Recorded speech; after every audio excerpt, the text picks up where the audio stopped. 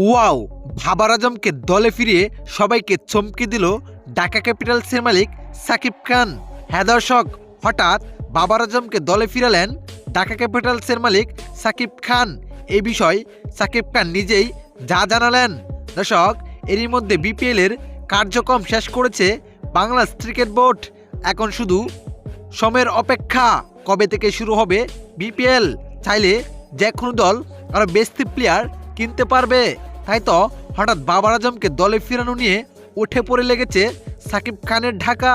যেখানে সাকিব খান বলেন, আমি বাবার আজমের সঙ্গে কথা বলেছি, সব কিছু ঠিকঠাক থাকলে আগামী বিপিএল খেলার জন্য বাবার আজম আমাদের দলে আসবে। তাকে 1 কোটি টাকা দিয়ে কিনে নিয়েছি। তো দর্শক, কে কে বাবার আজমকে ঢাকা ক্যাপিটালসে খেলতে দেখতে চান অবশ্যই জানিয়ে দিবেন আপনার মতামত এই ভিডিওর কমেন্ট বক্সে। ধন্যবাদ।